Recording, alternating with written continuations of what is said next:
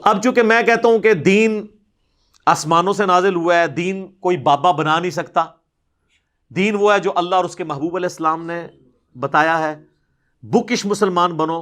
اور اسی کو میں جھنجھوڑتا بھی ہوں کہ مرنے سے پہلے اے مسلمان کر لے اس پہ غور، کتابوں کا خدا اور ہے، بابوں کا خدا اور، بابے بھی اسی خدا کو مانتے ہیں، بابوں کو چھوڑ دیں، ہندو، کرسچنز، جیوز، بدھسٹ، سکھ، سب ایک خدا کو مانتے ہیں، لیکن ان کوالٹیز کے ساتھ نہیں جو قرآن و سنت میں آئی ہیں۔ جب تک مسلمان بھی ان کوالٹیز کے ساتھ نہیں مانے گا تو پھر ہم یہی کہیں گے پھر تو کسی اور خدا کو مان رہا ہے۔ تو میں جب یہ بات کرتا ہوں تو اس کا مطلب ہے بکش مسلمان بنو۔ اب یہ بات تو ان کی موت ہے، لوگ کہیں گے کہ یار ٹھیک ہی تو کہہ رہا ہے، کتابیں تو تمہارے مدرسے میں یہی پڑھائی جاتی ہیں، اس نے کوئی اپنا قرآن تو نہیں لکھا، کوئی اپنی کو بخاری تو نہیں لکھی، ترجمے بھی تمہارے رکھے ہوئے ہیں، عربی بھی تمہاری رکھی ہوئی ہے، اب مسئلہ کیا ہے؟ تو اس کو چھپانے کے لیے نا انہوں نے ایک میرے لیے ایک گالی ڈیوائز کی، اور انہوں نے کہا یہ قادیانی ہے، نعوذ باللہ۔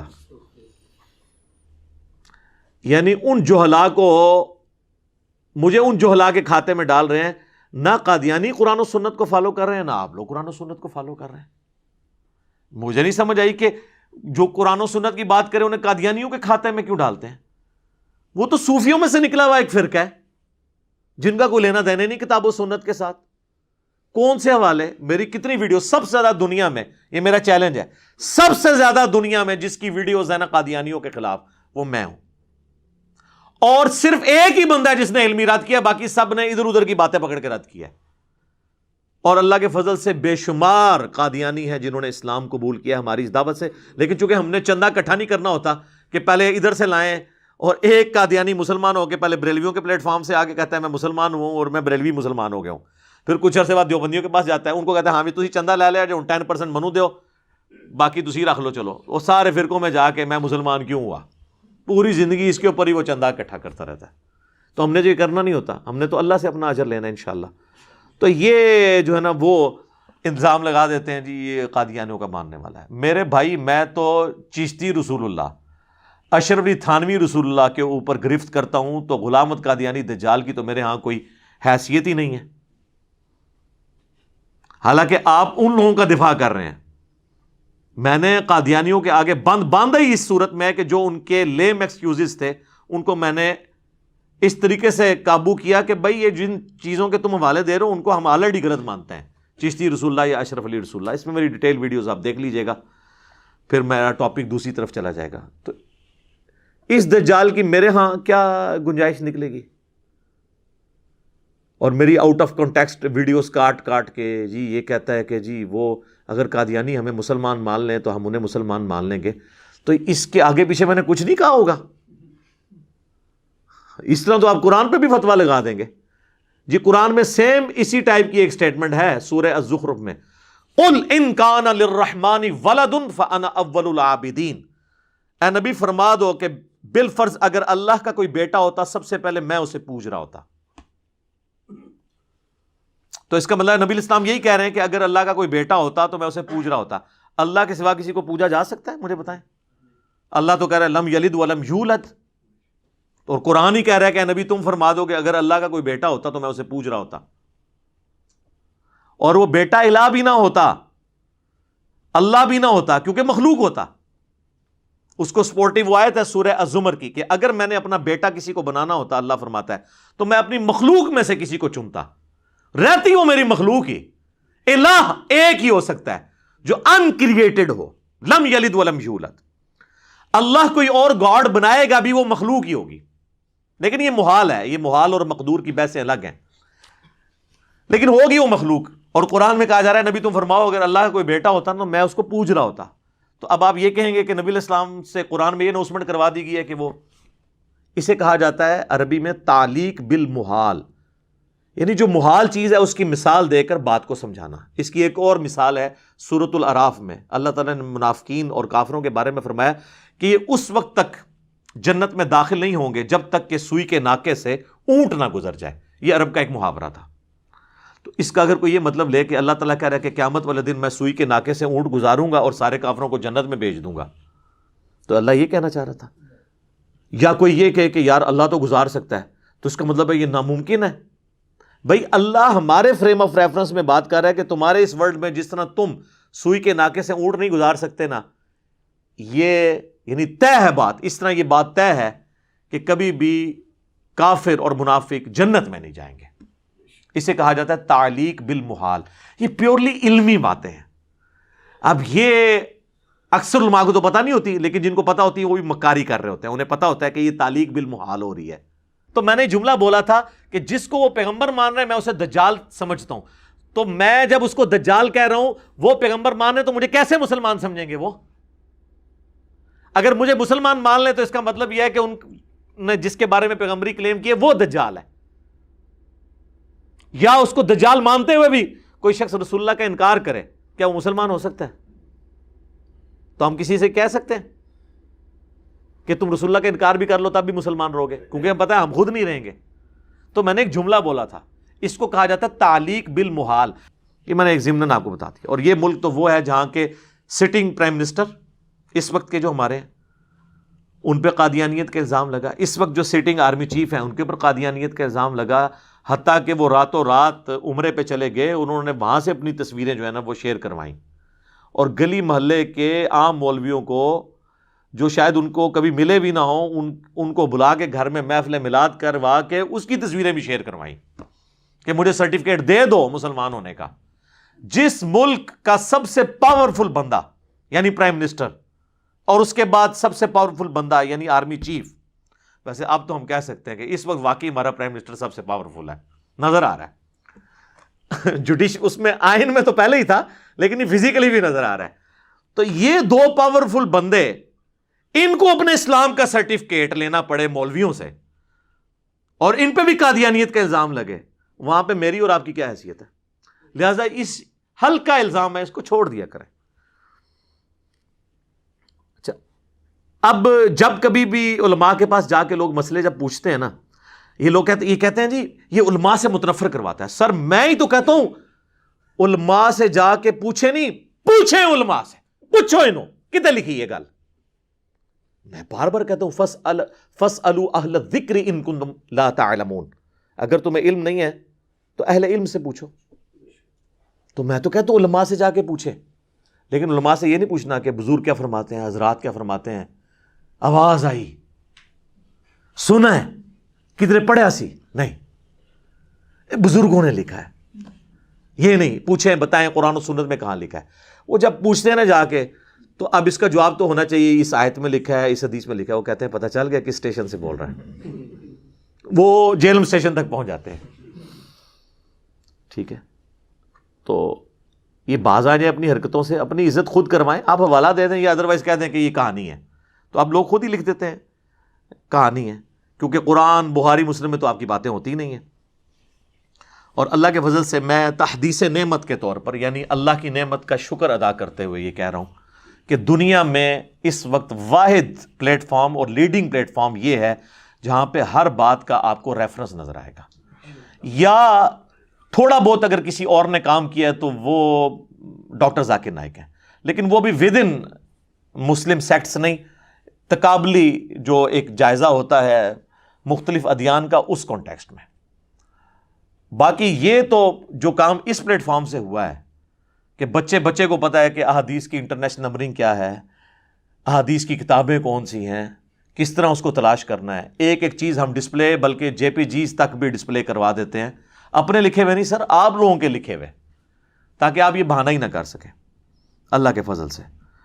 تو چونکہ میں دنیاوی طور پہ بھی ایک پڑھا لکھا آدمی ہوں، میکینیکل انجینئرنگ میں نے آنرز کے ساتھ کی ہوئی ہے، 19 گریڈ کا آفیسر ہوں میں، اور اللہ کے فضل سے ہمارا اور عوام الناس کا پڑھی لکھی جو ینگ جنریشن ہے اس کا کمیونیکیشن گیپ نہیں ہے. علماء کو تو عزت ہی نہیں دیتے، وہ کہتے ہیں اس بیچارے کو کیا پتا. اب فائنانس کا کوئی مسئلہ پوچھنے جائے تو علماء سے ذرا پوچھیں کہ ایکویٹی اور ڈیٹ میں کیا فرق ہے، تو پہلے آپ کو اس کو اردو بتانا پڑے گا، راس المال اور قرض، ٹھیک ہے نا. اور پھر جتنے ایشوز چل رہے ہیں وہ ان بیچاروں کو تو پتہ ہی نہیں. ابھی یہ جو ڈین گبسن کی ویڈیو آئی ہے، ڈین گبسن نے جو خانہ کعبے کے خلاف سازش کی ہے، دنیا میں کسی عالم کو توفیق نہیں تھی کہ وہ اس کا جواب دیتا. وہ جواب دیتے تو اس میں آل امیہ کی وہ چیزیں ماننی پڑنی تھی جو خانہ کعبہ کے اوپر انہوں نے بمباری کی تھی. تو انہوں نے اپنے بزرگوں کو بچانے کے لیے جو ہے وہ اس کا جواب نہیں. ویسے تو خیر کمپیٹنسی بھی نہیں تھی, تو کیا انہوں نے ریکارڈ کروانا ہے؟ یہ کچھ بھی ریکارڈ نہیں کروا سکتے جب تک حسینی نہ ہو جائیں. یہ ذہن میں رکھیے گا. کربلا آپ کو ہانٹ کرے گی ہر جگہ, ہر جگہ آئے گی. جو مرضی آپ کر لیں, اس سے آپ بھاگ نہیں سکتے. اور آل امیہ کو آپ کو کنڈیم کرنا پڑے گا, جو مرضی کر لیں آپ. تو جب علماء سے لوگ جا کے مسئلہ پوچھتے ہیں نا کدھر لکھا ہے, وہ کہتے ہیں پتہ چل گیا کس اسٹیشن سے, اور ان کو تو کچھ نہیں کہتے ہیں. چھوٹے موٹے بچے ہوں تو ان کو ڈانٹ دیتے ہیں. بہرحال میرے خلاف کلپ بنا کے میرے اوپر غصہ نکالنا شروع کر دیتے ہیں. تو مجھے بتائیں, جہاں پہ لاکھوں لوگ, لاکھوں علماء کے ناک میں دم کیے ہوئے ہوں, تو لاکھوں علماء کا غصہ اس ایک بندے پر تو پھر بنتا تو ہے نا جی, جینون ہے, وہ لاجیکل ہے. کیونکہ جب جواب نہیں ہے, جواب ہو تو وہ فوراً ایکسیپٹ کر لیں. لیکن میں آپ کو بتاؤں, یہاں پہ کئی علماء بھی آتے ہیں, لیکن ہم ان کو کیمرے میں نہیں دکھاتے, جو اللہ کے فضل سے اپنے مسجد کے ساتھ جو ایڈجسٹنٹ کمرہ ہے اس کی کنڈی لگا کے ہماری ویڈیوز دیکھ رہے ہوتے ہیں آل اوور دا ورلڈ, تمام فرقوں میں. وہ ضرورت نہیں مجھے بتانے کی. تو ہم تمام مکاتب فکر کے علماء اور ان بزرگوں کا احترام کرتے ہیں جو ہماری کتابوں کو مانیں. کہتے ہیں نا یہ بابوں کو نہیں مانتا, ہم ہر اس بابے کو مانتے ہیں, اور اس کی جوتیاں ہمارے سروں کا تاج جو ہماری ان کتابوں کو مان لیں. اور جو ہماری ان کتابوں کا دشمن ہے, حالانکہ عزت اس نے کتابوں کی وجہ سے اویل کی تھی. کہتے ہیں جی علماء کی کوئی خدمت نہیں جنہوں نے کتابیں آپ تک پہنچائی ہیں. جی سر, بہت خدمت ہے, اور سب سے زیادہ خدمت اس انگریز کی ہے جس نے پرنٹنگ پریس کے اوپر قرآن اور بخاری مسلم کو پرنٹ کیا ہے. ہاں تو جاؤ اس کے ہاتھ پاؤں چومنے شروع کر دو. کیا کہیں گے؟ اس کے عقیدے تو ٹھیک نہیں ہے. اس کی پرنٹنگ والی ایفرٹ ہم مانتے ہیں, لیکن اگر وہ اس پہ عمل ہی نہیں کر رہا جو اس کے اندر لکھا ہوا ہے, تو اس انگریز کو ہم کیوں چاٹیں؟ تو آپ کے بابوں کو ہم کیوں چاٹیں جب وہ قرآن اور بخاری اور مسلم میں لکھی ہوئی بات کو عمل ہی نہیں کر رہے؟ ہمارے نزدیک تو پرنٹنگ پریس والا انگریز, اس سے بڑے مجرم آپ ہیں. آپ اسلام کے لبادے کے اندر گھس کے یہاں پہ اسلام کی پیٹھ میں چھرا گھونپ رہے ہیں. اگر کوئی یہودی عیسائی آپ کو آ کے کہنا قرآن حدیث ڈائریکٹ نہیں پڑھنا, بندہ گمراہ بھی ہو سکتا ہے, آپ کہیں گے اللہ کا دشمن ہے. اور ایک نورانی داڑھی والا اور پگڑی والا بندہ ممبر پہ چڑھ کو آپ کہیں گے نا قرآن حدیث ڈائریکٹ نہیں پڑھنا, تم گمراہ ہو جاؤ گے. تو کہتے ہیں مفتی صاحب نے فرمایا تھا. کیسے اوٹ پٹانگ ان کا نظریہ ہے. یہودی کے تو وہ اللہ کا گستاخ ہے, مسلمان کے تو سبحان اللہ کہہ دیتے ہیں. تو یہ پھر کیا کہہ رہے ہیں لوگوں کو کہ قرآن حدیث پڑھ کے تم گمراہ ہو جاؤ. نبی علیہ السلام کے بالکل اپوزٹ چلوانا چاہتے ہیں یہ لوگ. تو وہ غصہ جو ہے وہ میرے اوپر نکال رہے ہوتے ہیں. تو میں نے تو اس کے لیے بڑا سافٹ سا ایک نعرہ ڈیوائز کیا ہے کہ مرنے سے پہلے اے مسلمان کر لے اس پہ غور, کتابوں کا خدا اور ہے, بابوں کا خدا اور, یعنی خدا ساروں کا ایک ہی ہے, لیکن ان کوالٹیز کے ساتھ مانے جو کتابوں میں لکھی. اس کے اوپر میں نے 100 نمبر مجلس ریکارڈ کروا دی ہے, جس میں کم از کم 50 مثالیں ہم نے دی ہیں کہ واقعی جو آسمان سے دین نازل ہوا تھا وہ کچھ اور کہہ رہا ہے, اور جو انہوں نے ہمیں بتایا ہے نا وہ اور ہے. اور اس کے جو شروع کے 50 منٹ تھے نا وہ بڑے کریٹیکل تھے, ان میں سے بھی آلموسٹ 35-40 منٹ وہ الگ بھی ہم نے پچھلے دنوں ویڈیو اپلوڈ کی ہے مکمل ریفرنسز لگا کے. اس کا عنوان ہے بابوں کا خدا اور کیوں ہے, وہ آپ ضرور دیکھیں. اس میں نے 5 بڑی بڑی مثالیں دی ہیں. تو انشاءاللہ تعالی آپ کے سارے 14 کے 14 طبق روشن ہو جائیں گے کہ یہ جو ہم دعویٰ کر رہے ہیں یہ بالکل حق پر مبنی ہے. یہ دنیا میں کہیں ہوتا ہے کہ اس دین کے ماننے والے کہہ رہے ہوں قرآن و حدیث ڈائریکٹ نہ پڑھنا گمراہ ہو جاؤ گے, اور قرآن کی آیت کا غلط مفہوم بیان کر رہے ہوں یضل بہ کثیرا ویہدی بہ کثیرا. اس کا تو کانٹیکسٹ ہی ڈیفرنٹ ہے کہ کافروں نے کہا کہ اس اتنی بڑی کتاب میں اللہ تعالیٰ نے جو مثالیں مکڑی کی اور مکھی کی بیان کی ہے سورۃ العنکبوت, سورۃ الحج میں, تو اللہ نے فرمایا اللہ اس بات سے حیا نہیں محسوس کرتا کہ خواہ ایک مچھر کی مثال بیان کرے یا اس سے بھی کسی حقیر چیز کی. اور اللہ تبارک و تعالیٰ کا مقصد اصل میں کیا ہے؟ بات کو سمجھانا. اور جو اہل ایمان ہے نا وہ سمجھتے ہیں کہ یہ ہمارے رب کی طرف سے حق ہے, اور جو گمراہ ہونے پر تلے ہوئے ہیں وہ ظاہر ہے اس کے ذریعے سے گمراہ ہوتے ہیں. تو اللہ تعالیٰ فرماتا ہے اس کے ذریعے ہم گمراہ کرتے ہیں, یعنی ان کو جو گمراہ ہونا چاہتے ہیں اور ہدایت پاتے ہیں, جو ان کو ہدایت ملے گی جو ہدایت پانا چاہتے ہیں. والذین جاہدوا فینا لنہدینہم سبلنا, جو لوگ ہماری راہ میں کوشش کریں گے ہم ان کے لیے اپنی راہیں کھول دیں گے, ان کو ہم دیں گے ہدایت ضرور دیں گے, بشرطے کہ وہ طلبگار ہوں. اور جو طلبگار نہیں ہے تو گمراہ ہوں گے. کیوں؟ اس کو نہ مان کر. تو جو کہتا ہے نا کتابوں کو مانو, قرآن کو مانو، وہ ہدایت پہ ہے، جو کہہ رہے سے پڑھ کے گمراہ ہوگے وہ اصل میں خود گمراہ ہے۔ اگر کسی کا یہ عقیدہ نا قرآن کتاب گمراہی ہے نعوذ باللہ، یا قرآن گمراہ کرتا ہے جان بوجھ کے لوگوں کو، تو وہ کافر ہے۔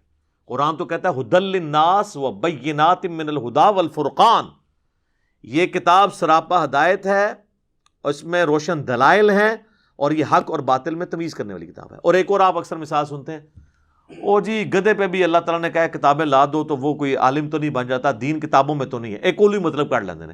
سر وہ سورۃ الجمعہ پڑھیں، وہ آپ کی مثال ہے۔ اللہ نے فرمایا کہ علماء یہود کی مثال ان گدھوں کی سی ہے، جیسے کہ گدھے کے اوپر کتابیں لاد دیں، تو جس طرح گدھا پڑھ کر اس کتاب سے استفادہ نہیں کرتا نا، علماء یہود نے اپنی کتابوں سے استفادہ کر کے نبی علیہ السلام کو، پیغمبر آخر الزمان صلی اللہ علیہ وآلہ وسلم کو نہیں پہچانا، گویا کہ یہ ان گدھوں کی مانند ہیں کہ جن پر کتابیں تو لدی ہیں لیکن ان کتابوں سے انہوں نے فیض نہیں حاصل کیا۔ لہٰذا وہ علماء بھی گدھوں کی مانند ہیں کہ جنہوں نے شوکیس پہ روب ڈالنے کے لیے صرف پڑھی ہوئی ہیں کتابیں، پڑھی ہوئی نہیں ہیں، اور یہاں پہ یہ پڑھی بھی ہوئی ہیں اور پڑھی بھی ہوئی ہیں۔ تو گدھوں کی مثال کون ہے؟ جو کتابیں صرف پڑھی رکھتا ہے، پڑھتا نہیں ہے۔ ہمارے نبی علیہ السلام نے تو واضح حکم دیا صحیح بخاری میں، بلغوا عنی ولو آیا، پہنچا دو میری طرف سے خواہ ایک آیت ہی تمہیں آتی ہو۔ ڈگری تو آپ کو نبی علیہ السلام دے گئے۔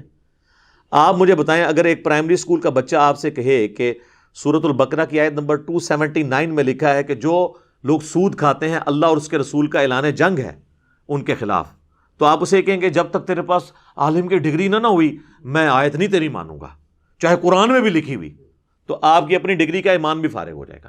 آپ نے قرآن کو فالو کرنا ہے، ہم بھی ریفرنسز کو دیتے ہیں، آپ ان کو فالو کریں، اور ان کا انکار، آپ اللہ رسول کا انکار کر رہے ہیں عز وجل و صلی اللہ علیہ وآلہ وسلم، ہمارا تو کوئی لینا دینا نہیں ہے، ہم تو ریفرنس سامنے رکھ دیتے ہیں۔ تو یہ دنیاوی ٹیچرز میں تو پھر بھی حوصلہ ہے کہ وہ بکش ہے، ہمیں تو اس سے بھی بڑھ کر صحیح بخاری میں حدیث ہے کہ انسانی شکل میں آ کے شیطان نے آیت الکرسی کا وظیفہ دیا تھا حضرت ابو ہریرہ کو۔ نبی علیہ السلام فرمایا 3 دنوں سے جو تیرا مہمان آ رہا ہے نا، وہ لبادہ اوڑھ کر ایک چور کا انسانی شکل میں، تجھے تو نہیں پتا چلا وہ کون ہے، لیکن وہ شیطان تھا جو انسانی شکل میں آیا، لیکن اس نے یہ بات سچی کی ہے کہ جو رات کو آیت الکرسی پڑھ کر سو جائے صبح تک ایک فرشتہ اللہ تعالیٰ اس کی حفاظت پہ مامور کر دیتا ہے۔ ہمیں تو یہ تعلیم دی گئی ہے کہ شیطان بھی اگر سچی بات کرے اور وہ قرآن و حدیث کے مطابق ہو تو آپ نے لے لینی ہے، لیکن یہ کہتے ہیں نہیں جی نہیں لینی، علی کی تو نہیں لینی ہے، ٹھیک ہے، تو انہوں نے تو اللہ کے نبی علیہ السلام کی بات نہیں لی ہوئی ہے تو میری کہاں سے لینی ہے؟